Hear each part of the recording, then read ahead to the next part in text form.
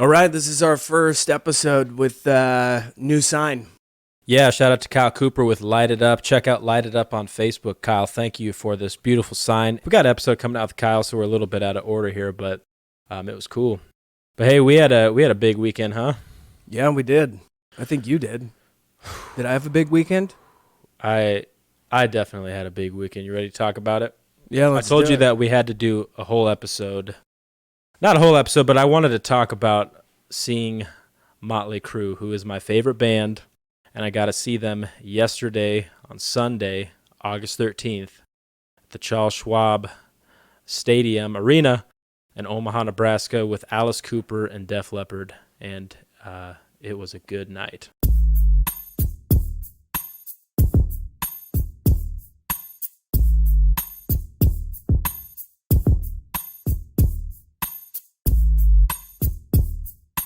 So I think this is the third time I've seen Motley Crue live, and I was going to tell you about it. So the first time I ever saw him, I was in high school, and it was on my friend's birthday, and his parents got us tickets because they knew that was like our favorite band. This is in, I don't even know, 2011, 2012. And I knew, so it was New York Dolls, Poison, and Motley Crue. And I knew that if I asked my mom or my dad, hey, can I go see Motley Crue? They would tell me no. So I had said, hey, I'm gonna stay the night at Adam's for his birthday, and my mom's like, what are you guys gonna do? And I said, we're gonna go see the movie Planet of the Apes. Now I was not an angel in high school. Planet of the Apes with Mark Wahlberg? No, not that. No, I'm not that old. It was the one in, I don't know, whichever one came in. No, that was the new one, the Mark Wahlberg one. Dog, the Mark Wahlberg one came out in like 99. No. Yeah, it did. There was another Planet of the Apes There was like after? 3 of them, yeah. How did you not catch that? Yeah, there was. So, What? Yeah, we'll have to talk about this. I've never seen a Planet we'll have to of look the that Apes. up. Yeah, so Not a fan. I wasn't an angel, but like I never lied to, like I never would tell my mom like, oh, I'm gonna be here and I was gonna be someplace. Like I never did that. Like I was pretty honest about where I was going, but I couldn't risk them telling me no to see Motley Crue. So in this situation, I lied. And So you betrayed them. I did. And I had asked my brother initially, my older brother, I was like, Justin, can I come with you? And he goes, no, you're too young to see Motley Crue live. And so he was going to be there, though, and I was pissed at him. He's older than me by like 11 or 12 years. And I was mad that he didn't offer to bring me with him, right? So I'm going there with my friends, and I'm thinking, all right, all I got to do is not see my brother, and we're going to be in this giant stadium, so this should not be a problem at all. I just need to not see my brother because he'll dime me out to my parents probably. So sure enough, we're sitting there right before the show starts. I look over, and 20 feet away, my brother is standing there. He went with his... Was he staring at you like this? No, he never saw me. And so the whole show, I was like rocking, but like at a weird angle, kind of trying to hide behind my friends. The whole show, he didn't see me, and I never told him for... up until just a few years ago, and I was like, dude, I was at that show, and he thought I was lying, and I'm like, no, I have like a t-shirt. I was there, and I told him the story, and he's like, nah, you're full of shit. I'm like, dude, I'm being serious. So anyway, then he and I went, kind of, not the last time they were in Omaha, he and I went, and Alice Cooper opened up for that one as well. And that was cool. Is Alice Cooper always there? How was he this time? He's a Sunday school teacher. Oh, dude, does he actually teach Sunday? I know he's a Calvinist. Yeah. Yeah, he teaches Sunday school in Arizona. Dude, he's really consistently good. He's like 76 years old. Put on a good show. He had 3 guitarists. I don't know why you need 3 guitarists. He had Anita, one of the most famous guitarists. He had a dude who kind of looked like Johnny Depp, basically looked like Jack Sparrow, but playing guitar. Sounded good both times. My friends, I had some friends who went when he was in Omaha with Motley, and Alice was their favorite part of the night, actually. Like, that's how well he did. He did good last night. Def Leppard was great as well. I was surprised at how many Def Leppard shirts there were there, and I started to realize, I'm like, well, these guys are from another country, so globally, Def Leppard potentially might even be a bigger band than Motley Crue. Wait, what country is Def Leppard from? Oh, I'm gonna say like New Zealand or Australia. I'm gonna guess it though, because otherwise people are gonna be screaming. I'm gonna look it up. But But anyway, yeah, there was a lot of the band is an English rock band, so I guess Britain. What is new their wave British metal? Wait, that's the dude without the arm, right? Yes. Was he there? Oh yeah. Was he? And he just does one arm. I still? couldn't tell if or he does he was- have prosthetic? He plays at one arm, and I couldn't tell if he was like having a great time or if he was in pain, because every time they like pulled the camera to him, he was like, and I'm like, I can't tell if this dude is really enjoying it, because he had that like where you're not sure if it's a smile or if Well, you're, how like, old is he to be playing the drums with one dude? arm? All these guys are in their like 60s, 70s. But I mean, he's like, do they have a drum kit going behind him? No, he just, that was like why, like that's why the they're like track? they're an inspirational band. I think they all kind of went through some crap. I mean, Rick Allen is his name, and yeah, he got in that accident. It'd be cool if he played with one of the drumsticks in his mouth. And nah, he just learned how to do it with the one hand, and it was good, dude. It's not like you were sitting there like, oh, this guy is clearly So Motley Crue has sold 100 million albums worldwide. all right. Let's see what Def Leppard pulled. And I'll say this too: people were singing like every lyric of the Def Leppard song, and were so into it. And I mean, don't get me wrong, like I know a lot of Def Leppard stuff, but I was like, oh, this kind of makes sense. 100 million. Wow. Oh. See, dude, there was, like I said, it was about neck and neck, about equal Def Leppard shirts to Motley Crue shirts. And I'll say this too: there was a lot of like Kid Rock and Steel Panther shirts. And guys, you kind of got to know your audience when you're going out somewhere, because there's beef with Kid Rock and Def Leppard with Motley. And What do you mean? How does Kid Rock have beef with? dude, he punched the two? Tommy Lee in the face because they married the same chick. Oh, the Pamela. yeah, at the MTV Music Awards. Yeah. So there's that. I don't know if they're. I mean, know if don't they're you cool kind now. of respect Kid Rock for that? Taking on one of the Motleys. Yeah. I mean, he's these guys. You just showed me a video. Yeah. Yeah, I mean. Because they they'll were throw always, it down, I mean, dude. they were always like killing people and like right in auto wrecks. Vince Neil No, but here's the deal, dude. manslaughtered someone, and they were like, Yeah, but here's the deal with that. Is that that's probably why he's so tortured. well, dude, he also had a daughter that died. I mean, here's the thing with that auto wreck though, was that Vince Neil's ex-wife even was like, I don't think, she's like, Vince wasn't drunk when he was driving, because I don't think it's California, so you already know how it is, right? Those are narrow streets. It was raining, and Vince Neil said that like after the accident, the cops ran up to the car and were like, his car reeks of booze, and he's like, yeah, we went out to buy booze. That's why all So it those spilled everywhere. yeah. So he's like, because Vince basically said, he's like, I wasn't drunk. Like he just said it was bad weather. It was a tight road, and he had crossed the center line got crossed or whatever.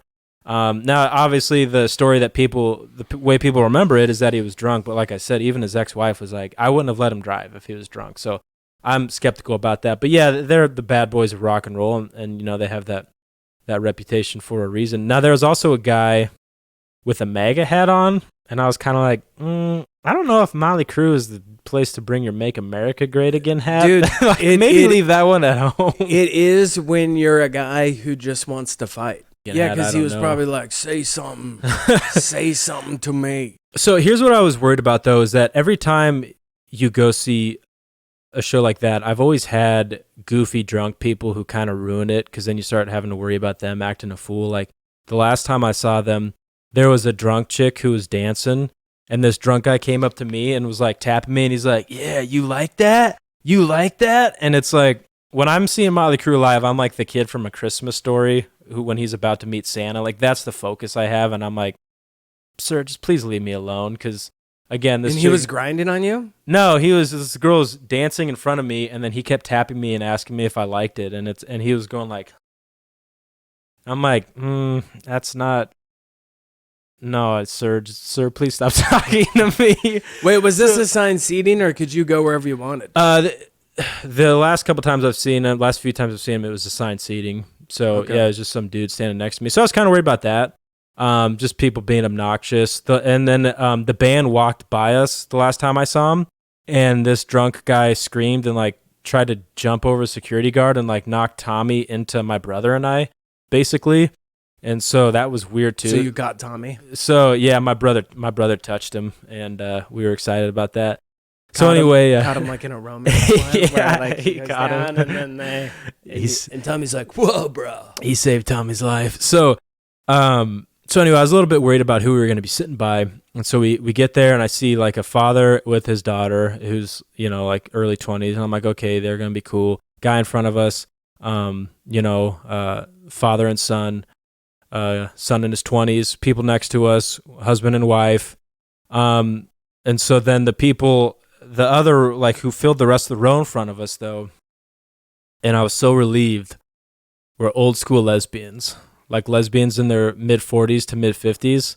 And nobody wants to have a good time but keep to themselves, like old school lesbians. Like, you put me in a function, there's two demographics of people that I kick it with right away, just naturally. Been this way since I was a kid. Black dudes and old school lesbians. When were you around old school lesbians as a kid? What do you mean? Dude, when I was in high school, like one of my best friends was a lady I work with, and she was an old school lesbian. So I've always one of your best friends was an old lesbian? Yeah, in high school. Was she like the librarian? No, I just worked with her, and she was cool. Called her grandma. Where did you work? Where did you work with her at? At a restaurant in Fremont. Did they serve pies there? They did. Did she make the pies? No, she didn't make the pies. But how about did the two old school lesbians, did they have short hair?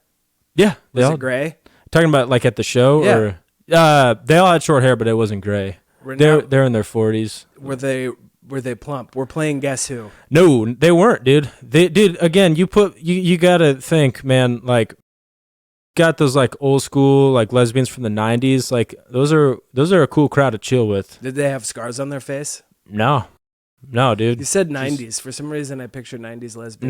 No, dude, not at all. You gotta get with the crowd, man. They like I said, I was instantly relieved, because I'm like, okay, they're gonna have a good time, and they're gonna keep to themselves. They're not gonna turn around and like bother me or whatever. They sat down to Girls, Girls, Girls, which was a little bit odd because that's kind of their song. But anyway,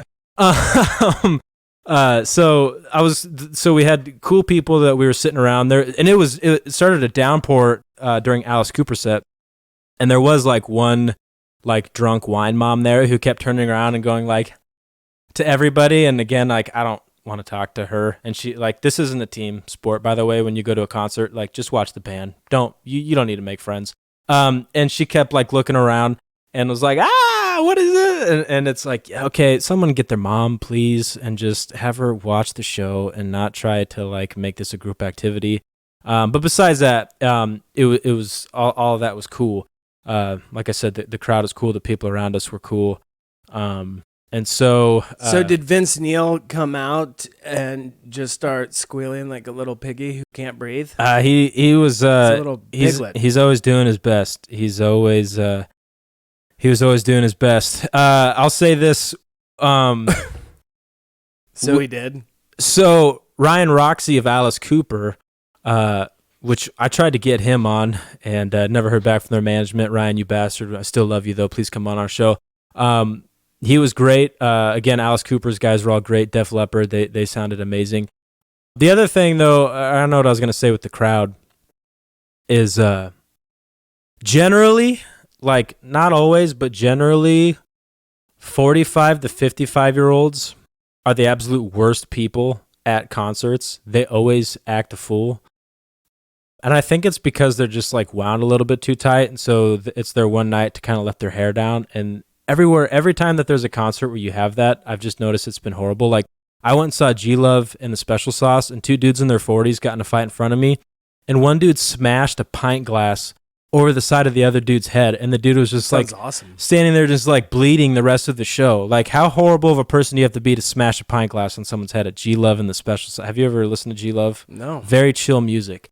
So I was a little bit worried about that, because that's kind of the crowd that turns up there, but at least where we were sitting at, people didn't act a fool. But dude, when Molly came out, it was so awesome that the security guard like stopped what he was doing, like stopped doing securitying, and just started like recording the show, which I've never seen a security guard just like pull out his phone and start recording. Their entrance was awesome. Just, hey, I think he's just pumped to see them. They came out to, I believe, Wild Side was their first song, and I think the dude just the best concert intro that I've ever seen is Red Hot Chili Peppers, Californication tour, and then the Foo Fighters open for them. Wow. You saw this live? Yeah. Wow. At the Civic Auditorium that used to be in Omaha before they tore it down. There was no assigned seating. It was just general admission, fight for the best spot. Yeah, yeah. And it was awesome. And so the Foo Fighters go on, then it's black, changing bands, and you can't see anything, and all of a sudden you just hear doom, doom, doom, and then Anthony Kiedis is like, yeah, in the place, and all around the world, we can make time, rapping in a stomach because I'm in my prime. It was born in the north. It was the best. It was the best intro, like just the slow bass. Yeah. Like you knew what was coming. It was so good. That sounds like And Anthony Kiedis, he was able to breathe, which is always a plus from your singers. Yeah, that's always a good thing. I'll say too, it's being with I like going to shows like that with my brother too, because when I go out with my wife, I'm always a little bit on edge about like if someone's going to be weird and grab her or something like that. But when you go to a show with your brother, like if someone grabs your brother's ass, then you're just like, ha, he grabbed you because he knew you'd like it, and it would be like really funny. But if someone grabs your wife's ass, you got to like punch them and go to jail and have a whole ordeal. Yeah, it's never... Yeah, there's no... So then you can kind of de-escalate there too. So they play, and dude, my brother... When it comes to a Motley Crue live, my brother is an autist. He just wants it to be like us and Motley Crue. Like he does not want other people around. So he is getting annoyed by like anybody there who has better seats that doesn't look like they should have better seats than us. Like if they don't look like dudes in like button up polos, and it's like, why are you here? Get out of here. So anyway, my brother just wants, like I said, he would love it if it was just us and Motley Crue. So, he goes up front to try to get past towards like the end, and the security lady is like, nope, turn around and go back. So he comes back. He's like, man, I was going to try to get us closer. Well, then on their last song, like right as they're kind of wrapping it up, my brother's like, let's go try it. And I'm like, are you sure this is a good idea? Like typical older brother, little brother, like, oh, I don't know about this, Justin. And I'm like, are you sure? We're just going to get kicked back. And he's like, nah, let's try it. So we go up there, and the same security lady sees my brother, and she goes, all right, you can go through now. And so we're like, thank you. And so we run up to like the stage, and Nikki Sixx takes this thing with guitar picks, and he throws it up in the air. And my brother like dives over all these people and just starts grabbing them. And I'm just standing there kind of like looking around. And a couple minutes later, he comes out of this doggy pile. And I'm like, did you get any? And he's like, yeah, I got a couple. So he gave me, he grabbed some picks for us. So I got a couple picks. So that was awesome.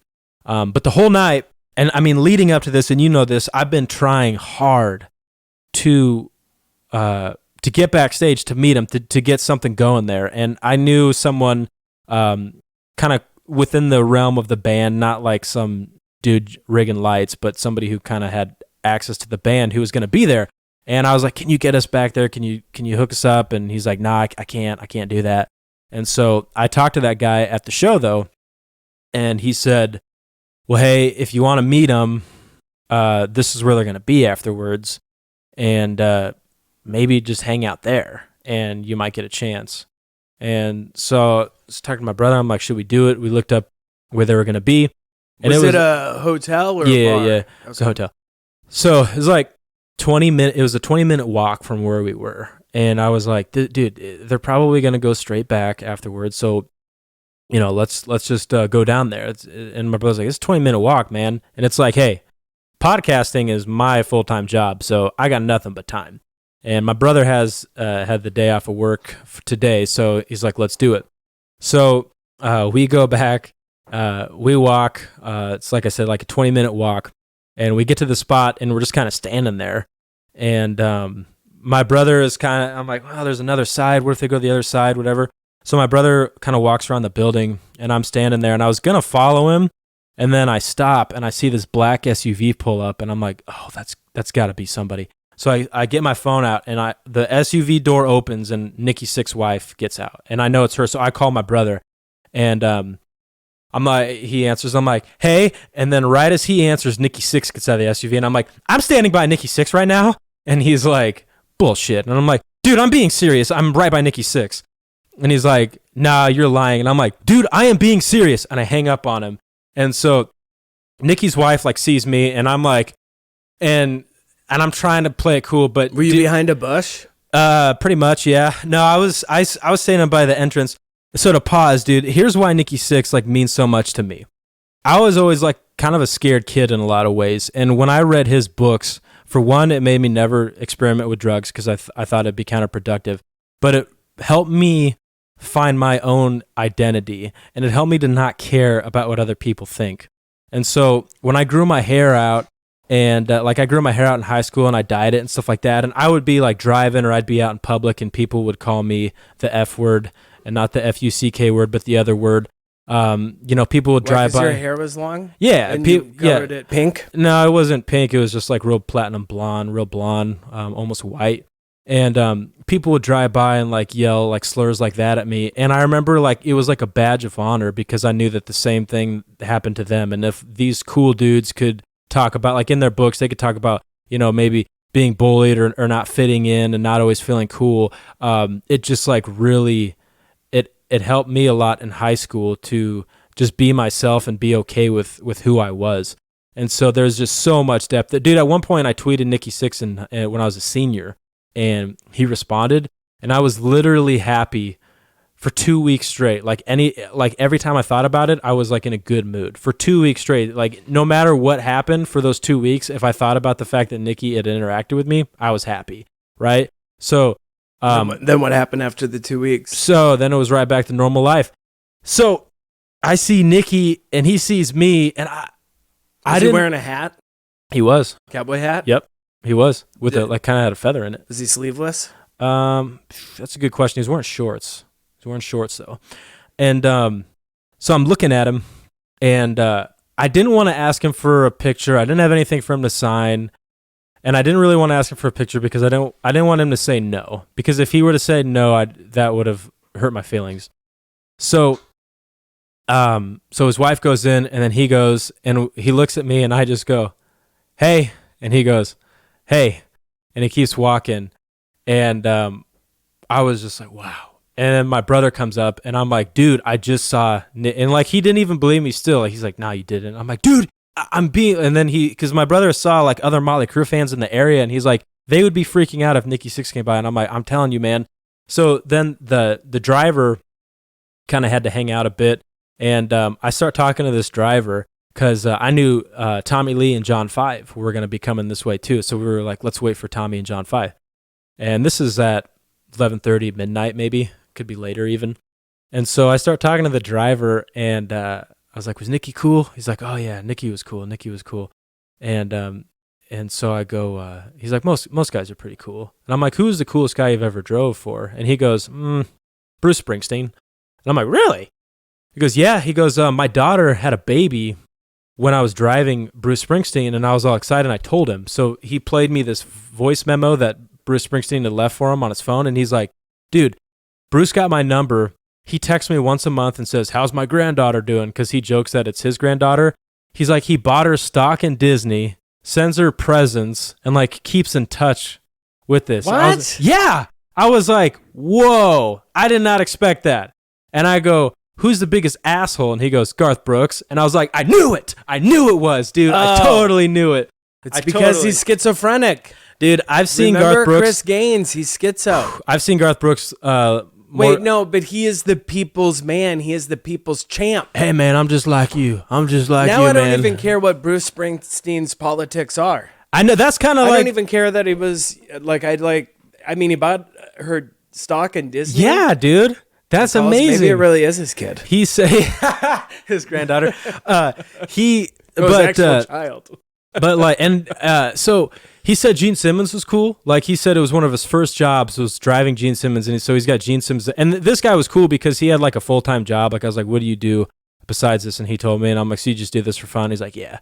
But he said like one of his first driving gigs was with Gene Simmons, and this guy was obviously like he was a older guy, so he was not like old, but probably his 50s. So he's a fan of all this music, right? So one of his first jobs, he's driving Gene Simmons, and he said Gene was awesome. He said he's like, yes sir, no sir, and was kind of being quiet. And he said Gene goes, why the hell are you Midwest people so quiet? How the hell am I supposed to learn about Nebraska if you don't talk to me? And he's like, well, it's my job, sir. And he's like, well, talk to me, man. So that was cool. What did he say? What did he say? Why Garth Brooks is the worst? I kept prodding him on it because my family loves Garth Brooks. So I've seen Garth Brooks live more times than anybody else because I always go with them. And I was kind of prodding on it. He didn't really say. He didn't get too specific. He said it was just kind of like Garth got in the car and he's like, how was the show? And Garth was like, another show. And it was just kind of standoffish like that. But he did say, and I know you specifically will love this story, he said George Strait was awesome. He said he's driving George Strait and George Strait is on the phone with his wife. And his wife's like, the ice machine's not working and you need to fix it. And George is like, well, just call a repairman up and have him fix it. And his wife is like, I know you can fix it. And he said George looks at him and is like, no, it doesn't matter how much money you make. It's all the same, man. Damn it. So there is no hope. There's no hope. I figured that once you get the money, you just have people fix it. And the wife's like, no, you will be fixing the ice machine. Yeah, so I would love to interview George Strait too. I love that guy. But yeah, he said George Strait was awesome. So I was just kicking it with the driver, and I think it wasn't until like my brother heard the driver talk that my brother was like, oh wow, he actually did meet Nick. And I actually feel guilty. Where was your brother? He went around the hotel because he was thinking, well, what if they go to the other side? And I felt like genuinely guilty that I gotta see and say hi to Nikki and my brother didn't, because my brother's been listening to Motley Crue since he was a kid, long before I was born. So anyway, so we're hanging out, and then finally we see this SUV. We're like, that's them. So they pull up, and out comes John Five's wife. And my brother's like, that's John Five's wife. And then Brittany, Tommy's wife, gets out with their dog. And then Tommy comes out, and my brother and I are just standing there staring at him like, oh. And they start walking, and I'm like, my brother and I are both like, hey, guys, thanks for a great show tonight. Great show, guys. And Tommy's like, oh, yeah, hey, thanks. And then this girl runs up, and she's like, Tommy, will you get a picture with me? And he's like, yeah. And I'm like, oh, he's going to take pictures? So then I'm like, Tom, will you take a picture with us? And he kind of just turned around and went in the hotel, which is fine. It was because you were not a girl. Yeah, that's exactly it. So that's exactly it, dude. He saw my beard. Yeah, like I shaved off some of my beard this morning, but it was thick. So he's probably like, what are these? No. So then they kind of like left John Five just standing there. And so John Five's got a guitar on his back and a bag of Skinny Pop popcorn. And I turn around and I'm like, John, will you take a picture of us? And he's like, yeah. So I have this guy, some guy standing by, takes my brother's picture with John and I. And this girl comes up and she's like, can I get my picture with you guys? And and we're like, maybe just like wait, and then you can get a picture with John by yourself. And my brother's like, I got a couple of your guitar picks. And John's like, oh, I got another one. And he like opens his hand, and the girl just like grabs it out of his hand. We're kind of like, okay. And so, yeah, John was cool. Tom, they're all in like good moods. You never quite know what to think. Like, I was terrified that I was going to be like, hey, Tommy, great show tonight. And he'd be like, fuck you. Yeah. like I was joking with my brother. I'm like, what if my brother had on a Motley Crue shirt, and I'm like, what if you were like, great show tonight, guys? And I'm like, what if Tommy stopped and was like, you think you're a fan? You think you deserve to have that shirt on? Like, rips the shirt off my brother and like makes fun of him, like makes fun of his style. And I'm did he look rough? He's an old school rocker. He kind of looked like old school lesbian, to be honest. But anyway, like, is he turning into like a Steven Tyler? No, he just had like the short hair. And he just aunt? had the short. Dude, Tommy's been through a lot, man. In all seriousness, so I mean, he looks actually. No, he doesn't necessarily look rough. Like he is 60. He's sober now, so he actually looked pretty healthy. Did you yell? Remember when your son knocked you out? No, I didn't. Dude, you're gonna ruin my chance of ever getting an interview with these guys. No, what I mean, like, I know it's You're gonna blow it for me. Yeah, I don't have anything to say I was to like, counter that. I'm just like, yeah, I might blow, but I might be the reason. I might be able to work something out. So I was joking with my brother though. I'm like, what if he a double-edged sword? Yeah. I'm like, what if he would have like ripped your shirt off and then afterwards you like call your wife? She's like, how was it? We got to meet Tommy. Didn't go exactly to plan, but it was okay. But no, it was awesome. It was just it was a good experience. Nikki was cool. Said hi. Can't ask for anything more than that. And that's probably the interactions they want to, right? Like he knew I was a fan. It's blatantly obvious, right? So I'm sure in their mind, they probably would rather have the guy that just is like, hey, doesn't ask for anything from him, doesn't ask for the picture or whatever. Obviously, I asked Tommy for a picture, but it's only because I thought I had a chance. But yeah, I got the picture with John 5. But yeah, dude, it was an event. He just totally cold shouldered you and looked over. Who are these dudes? But dude, and then like John 5, John 5 played for David Lee Roth, played for Manson and some of like Manson's peak years in the 90s. Played with Rob Zombie. Did he dress up as a weirdo? Did he drink his own pee? I don't know if he drank his own pee, but I think he did dress up like a weirdo for Manson. I think they drank each other's pee. Wow. Well, I wonder if it was John. Is he named after Short Circuit? Johnny 5? No, he said that his first meeting with Manson was like, your name is John 5 now, and he's just kind of kept that moniker or whatever. Why did Manson name him John? I don't know. I think it's after Short Circuit. You've seen that movie, right? No. Johnny 5? From the 80s, Short Circuit with the robot with the eyes. I know what you're talking. Like I know the robot, but yeah. Yeah. But I did because one of the guys I'm kind of interviewing in prison was like, if you ever go to a concert, can you record it for me? So I was recording it, and then I felt kind of weird doing it, so I turned around to the guy behind me, and I was like, sorry for recording. I got a friend in prison, and he asked me to record some of the show for him. And then I instantly like regretted saying anything because I'm like, I probably should have just. Who did you tell that to? The guy behind me. Because I felt bad, like, because I kept putting my phone up and I was afraid it was like blocking his view. So you said you were recording it to your friend in prison? For my friend in prison, which prison friend? He's on death row, and then I instantly was like, maybe I shouldn't have said anything. Maybe I shouldn't have shared that information with the stranger behind me. But yeah, dude, it was a cool show. I was just happy about it all. We didn't even talk about Vince Neil though. So he came out and he was. Dude, I can't bomb on this on the podcast because I love him so much. Vince Neil. No, I mean I like out of shape, chubby Vince Neil that only sings every other word. I prefer that. Like I would rather see that than them in their prime. Why? Because it's awesome, and he has that distinct voice, and it's just like,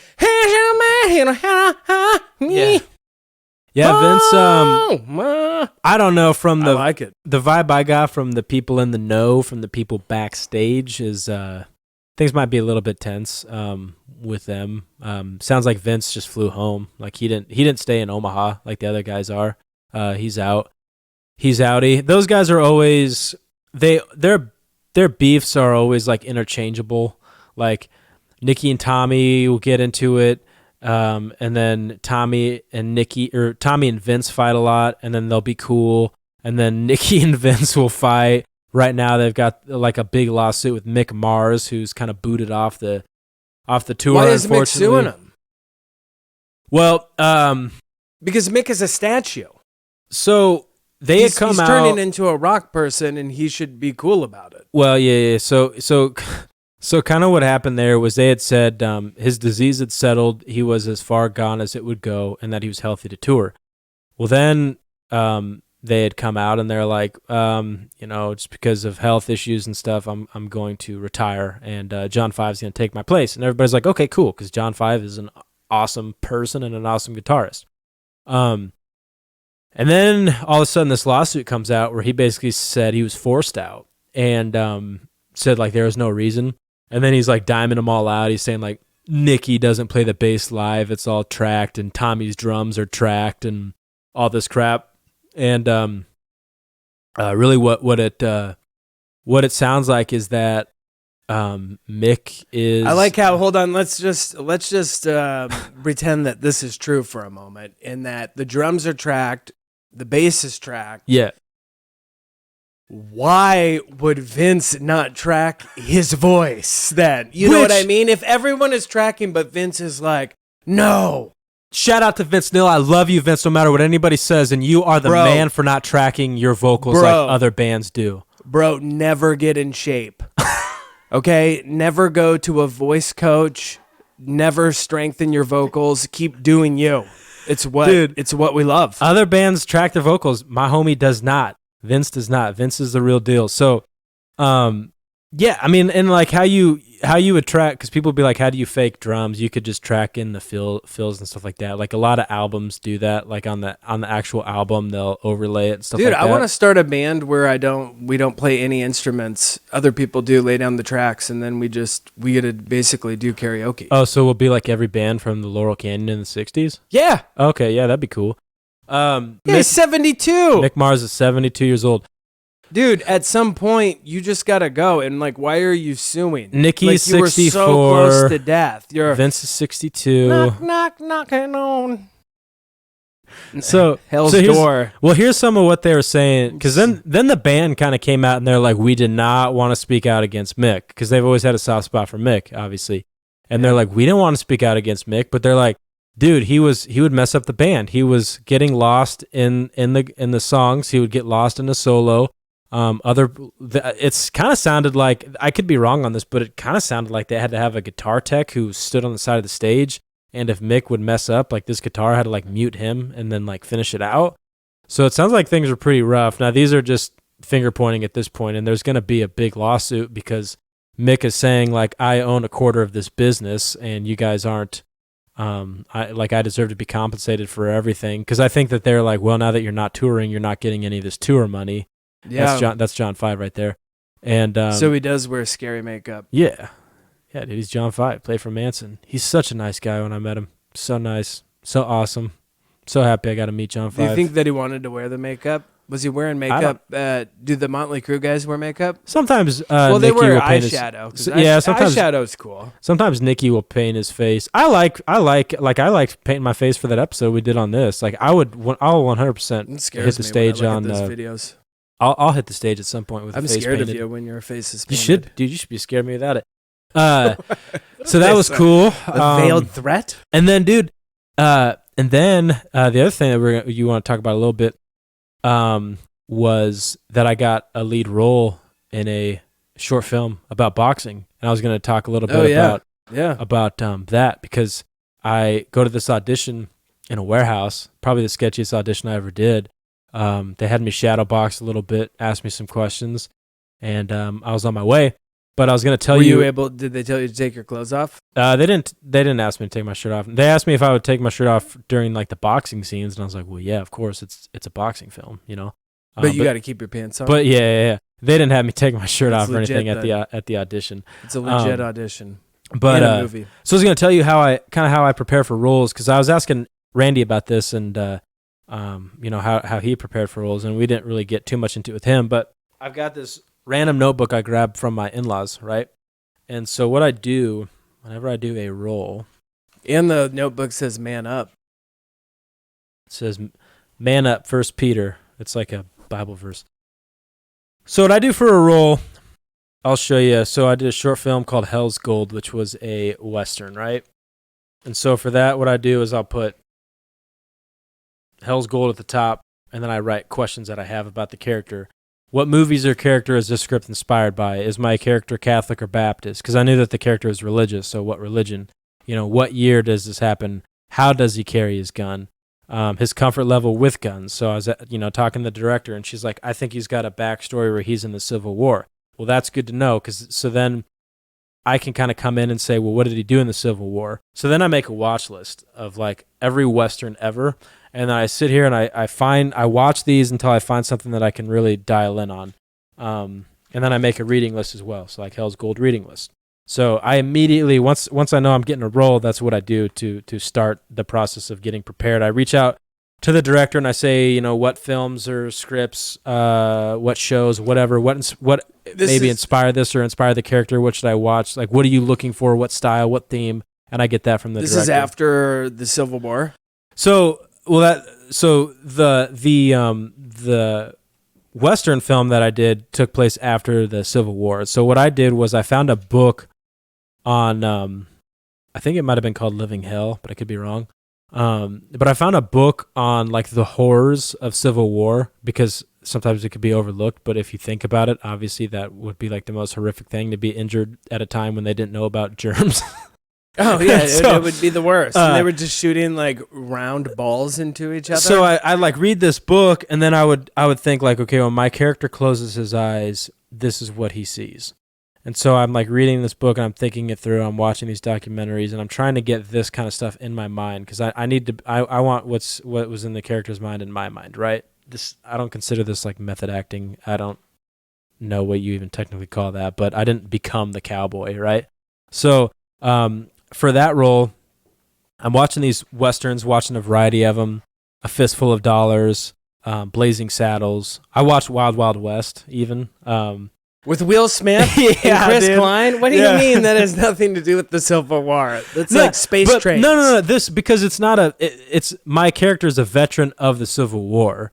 It's not a Civil War short film. It's basically about a cowboy who is super religious, and these robbers are trying to swindle him out of some gold that he found, right? And they try to use Wild West, Desperado. They try to use religion for it. Now, what I realized with the script for this one in particular was that I was going to be kind of like the alpha male character, and that these other two characters were nervous in my presence, right?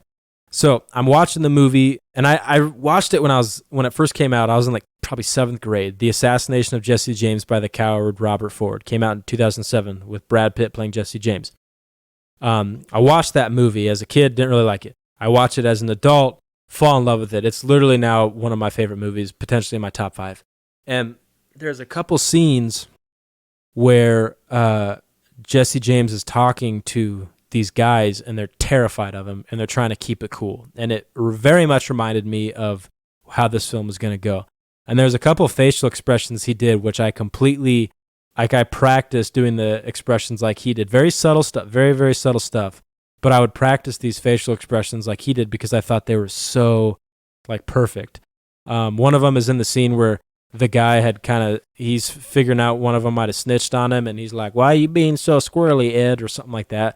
And like the way that he's watching this character, and the way how uncomfortable the character is, and how he's maybe feeding off of it a little bit, or maybe how he doesn't even notice that they're not comfortable around him. Like, that's the kind of thing, like, I need a scene like that I can just sit there and like watch over and over again. And so that's kind of like what I'm looking for. So I instantly, with this boxing film, I start making a reading list, a watch list, questions I have about the character. One of the things that I need to do with this character is figure out how to add some more depth to him.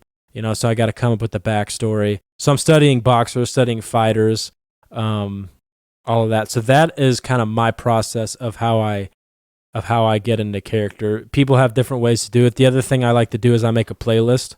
I make a playlist of either songs that I think the character would listen to, or songs that remind me of the character, or songs that get me excited for the role. I'll make a playlist of that. And I haven't started it for this character yet. But I will really soon here. And then that way, when I work out, when I do things like that, it helps me get in the role. So what's the role? What is the movie about? It's interesting. It's about a boxer who uses boxing as a form of self-harm. Okay. So I'll keep it at that, I guess. But it's going to be by some people who I've worked with before. Last time I worked with them, they were very professional, very legit. Looks like a real movie. It doesn't look like a guy recording it on his phone. I've auditioned for movies. I've been in short films. You never quite know what you're going to get. I think everybody I've worked with has been cool. Some more professional than others in certain aspects of things. But overall, great experience. But there's always a chance that you could have a bad experience with it. So I wasn't even going to do any more short films because you and I have got stuff that we're trying to get made, right? So I was just focused on our stuff. But when I saw this and I'm like, this is a boxing short film, like I've done a comedy, I've done a horror short film, and honestly, that horror short film is like a half hour long, so pretty long for a short film. And then I've done the Western, where I'm like riding a horse and I'm wearing old cowboy clothes and stuff like that. Like, there's not a lot of opportunities where, like us being in Nebraska, where you're going to get such a like diverse, range of roles like that. And that looks good for a reel, you know what I mean? But then for a boxing one, even more so, because we're going to be in a ring, we're going to be at an actual boxing club doing this thing, so it's going to look great, I think. I was obviously excited about that. That'd be cool. So if it's basically a guy that does boxing for self-harm, like, you're going to get punched in the face a lot, probably. Well, I was kind of going for... If they cast all the roles, do they need someone to punch you in the face? I was going for kind of the crazier character, and then when I saw... I'll be honest, like, when I saw that I was kind of getting, like, what would be essentially, like, the main character, I was kind of like, oh man, because I was thinking about this other one, and then I realized, like, wait, there's so much I can do with this. And then I was like really excited, because then I realized, like, wait, I've got a lot of fight scenes, a lot of stuff that we're gonna have to choreograph, a lot of screen time, maybe a little bit less lines, but still a lot, still a good amount. And then I was like excited for it. So I mean, I'm even like for this role, I'm just gonna do boxing workouts too. Like, like the trying to get my body in the proper. I gotta look like a boxer, right? Yeah. You gotta like axe wood. So I think I'm gonna go. I told them that's a big part of training. I told them when we were doing the casting, I said I think this role is a middleweight, and so I'm gonna try to stick to that 170 to 180 range. And they're like, yeah, okay, cool.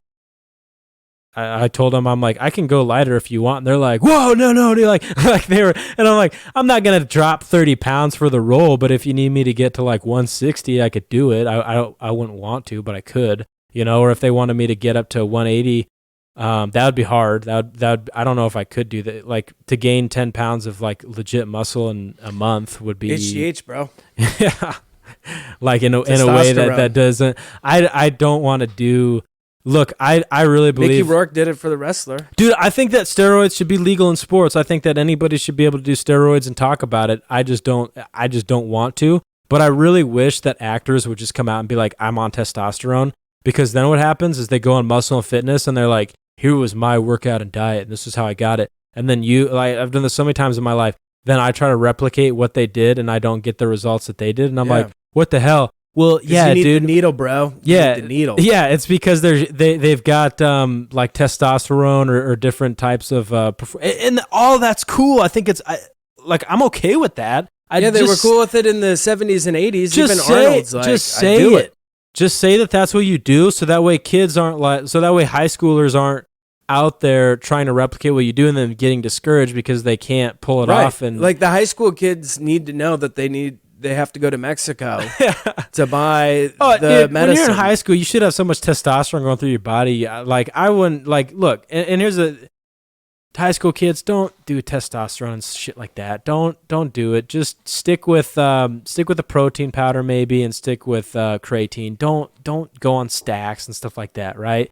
When you get older, you can, but I don't want to do anything that's going to mess with, could potentially mess with my actual testosterone and stuff like that. I mean, like, I ate a shitload of red meat, so I feel like a caveman half of the time. Like, so I think I'm good in that aspect. But anyway, so yeah, I'm going to to get in shape for this role.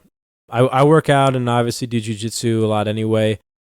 I'm just gonna be more consistent, maybe more careful about what I eat. For instance, this morning, I wanted to grab a handful of M&Ms on the way out of the house, and I was like, can't do it. Got to get in shape for this boxing role.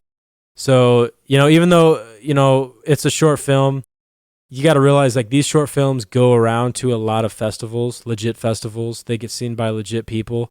And I do this, I take this stuff so seriously because I love it. Like, I like to play music live, right? I like to record music, and I thought like, man, this is really what I love to do. And I do.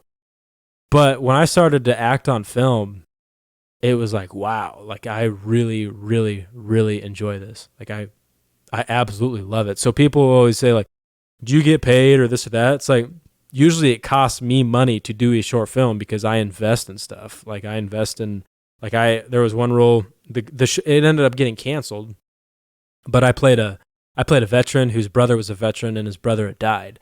And like I went out and got custom dog tags made of like his brother, and all this stuff. Like I'll go like invest in the costume if or whatever, if I don't think that the production has the budget for it. I'll spend my money to do it because I just love it. So start to wrap it up. You got any comedy dates you want to push here?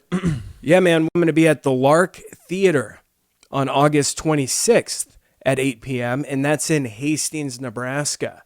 So there you go. Tickets at Eventbrite. That's it. So come check it out. Cool, and our next episode after this is the hilarious Dave Landau. Gang, the Dave Landau deposition, I call it, just because of how it was filmed. Yes, there we go. Thank you. Like and subscribe to keep us alive, Toolshed Art Club, and mildly, softly, click the subscribe button. Don't break a mouse or a keyboard or anything. Just click the button like a normal person and subscribe, please. Please. Thank you. Just like this. Just pot.